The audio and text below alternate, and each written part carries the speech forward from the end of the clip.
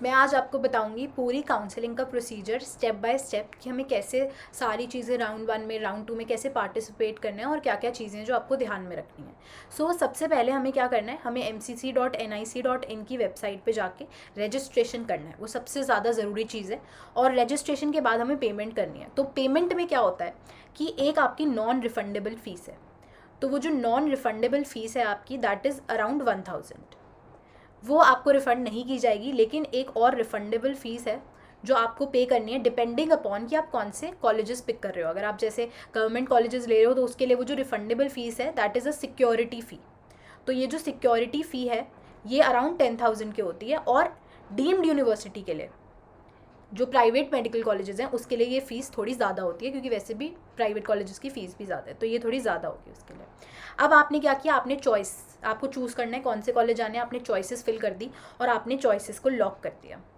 तो अब क्या होगा, लॉक कर दिया तो अब पहला राउंड होगा सीट अलॉटमेंट का, फर्स्ट राउंड ऑफ काउंसलिंग। उसके अंदर क्या हो सकता है, उसके अंदर दो ऑप्शन है, या तो आपको सीट नहीं मिलेगी या फिर आपको मिल जाएगी। तो मान लेते हैं कि आपके बहुत अच्छे नंबर हैं, आपको सीट मिल गई है, तो उसके अंदर क्या होगा, आपको एडमिशन लेना है। जो भी कॉलेज आपको मिला है वहाँ जाके फॉर्मेलिटीज़ पूरी करनी है, एडमिशन ले लेना है और जो भी डॉक्यूमेंट्स वगैरह सबमिट करने हैं वो कर देने हैं। तो उसके बाद क्या, आपको मान लो लग रहा है कि मुझे इससे शायद बेटर कॉलेज मिल सकता है सेकेंड काउंसलिंग में, तो वो आपसे एक फॉर्म फिल करवाते हैं अपग्रेडेशन का। तो वहाँ पे अपग्रेडेशन के लिए आप उससे आपसे पूछते हैं कि आपको करवाना है या नहीं, तो आप उसके लिए येस कर दो कि हाँ मुझे करवाना है अपग्रेडेशन। अब हो सकता है कि आपको नहीं मिली है सीट, तो कोई बात नहीं है। अब ये भी हो सकता है कि आपको सीट मिल गई है लेकिन आपको नहीं चाहिए, तो आप यहाँ पे एग्जिट भी कर सकते हो, एग्जिट भी कर सकते हो, आप कोई दिक्कत नहीं है। अब मान लो आपको सीट नहीं मिली, तो अब आप सेकंड राउंड के लिए पार्टिसिपेट करोगे। तो सेकंड राउंड के लिए आपको कोई भी फीस दोबारा पे नहीं करनी, फ़ी आपको पे नहीं करनी। आपको क्या करना है, आपको बस चॉइसेस जो है वो दोबारा भरनी पड़ेंगी। पहली वाली चॉइसेस कंटिन्यू नहीं होंगी, दोबारा चॉइसेस आपको भरनी पड़ेंगी। अब आपने चॉइसेस भर दी हैं, आपने सेकंड राउंड के लिए भर दिया है पूरा। तो अब क्या होगा कि अपग्रेडेशन मान लो आपका हो गया, तो अपग्रेडेशन हो गया तो आपको यहाँ पे नए कॉलेज में सीट मिल गई है एक, ठीक है।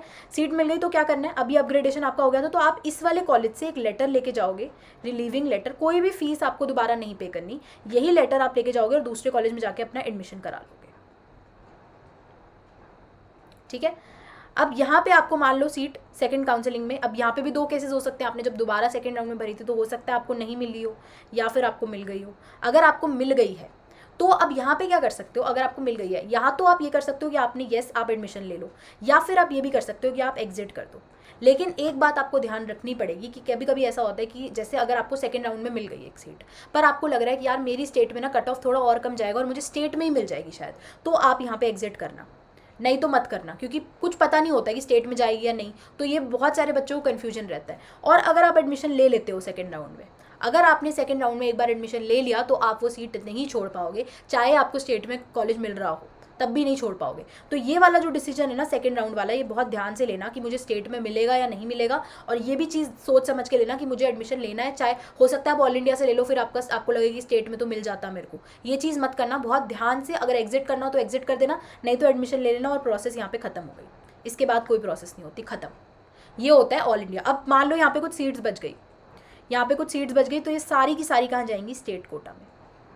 ये आपकी स्टेट कोटा में जाएगी। अब आप बोलोगे स्टेट कोटा की काउंसलिंग कैसे होती है, तो स्टेट कोटा की काउंसलिंग के लिए क्या होता है कि अलग अलग, जैसे एमसीसी है वैसे हर स्टेट की एक वेबसाइट है, वहाँ पे आपको पूरा काउंसलिंग का शेड्यूल मिलेगा। तो वहाँ पे स्टेट कोटा में भी आपकी क्या होगी, आपकी फर्स्ट काउंसलिंग हुई, फिर आपकी सेकेंड काउंसलिंग हुई यहाँ पे, और फिर एक मॉपअप राउंड होता है। अब ये जो मॉपअप राउंड है ना, इसमें ये ऑल इंडिया वाली जो सीट्स बच गई हैं सारी मॉपअप में आ जाती हैं। तो स्टेट में आपको मॉपअप राउंड तक एक मिलेगा, और इसके अंदर फिर आप सेकंड राउंड से मॉपअप में भी हो जाता है आपका, वो हर स्टेट पे डिपेंड करता है, ठीक है।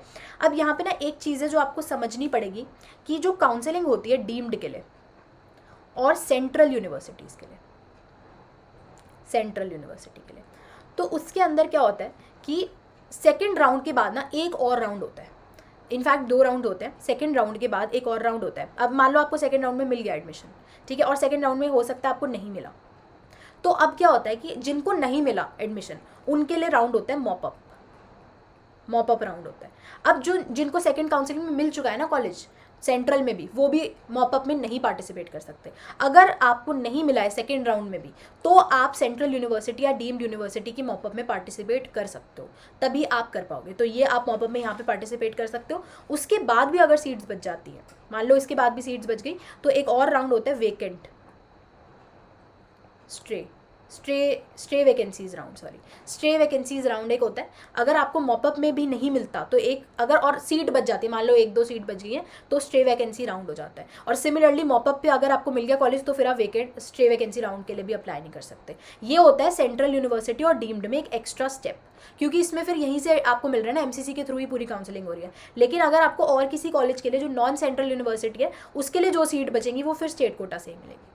तो ये पूरा प्रोसीजर था स्टेप बाय स्टेप कि कैसे आपको क्या चीज़ें करनी है, कैसे आपको फर्स्ट राउंड में पार्टिसिपेट करना है, कैसे सेकंड में करना है, और सेकंड में अगर एडमिशन एक बार ले लेते हो तो उसके बाद वो कॉलेज आप नहीं छोड़ सकते हो। ठीक है, तो अपने स्टेट का और ऑल इंडिया का सोच समझ के, कट ऑफ देख के कि स्टेट का क्या कट ऑफ जा रहा है, पिछले साल क्या गया था और इस साल के हिसाब से रैंकिंग्स क्या आ रही हैं, उस हिसाब से अपना सोच समझ के ही करना। ठीक है, तो और जो भी वीडियोज़ होंगी कि कॉलेज कैसे चूज़ करना चाहिए, क्या चॉइसेस भरनी चाहिए, ये सब चीज़ें भी मैं इस चैनल पे ले आऊँगी। तो इस चैनल को आप प्लीज़ सब्सक्राइब कर देना।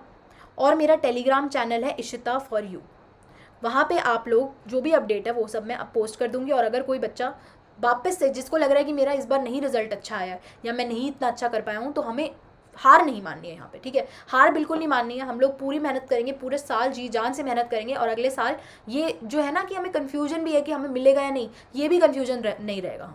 हमें इतने अच्छे से मेहनत करनी है कि अगले साल ये हो ही ना कि मुझे मिलेगा या नहीं, ये पता हो कि मिलेगा, पर देखते हैं रैंक क्या आएगी। इतना कॉन्फिडेंस अपने साथ रखना है और पूरे साल वापस से मेहनत करनी है। तो आप मेरा टेलीग्राम चैनल ज्वाइन कर लो, चैनल ये वाला सब्सक्राइब कर लेना। मैं तुम्हें बहुत अच्छे से गाइड करती रहूँगी, सारी इन्फॉर्मेशन अपडेट्स तुम्हें इसी चैनल पे मिलेंगे। तो see you guys, stay happy, stay healthy and study smart.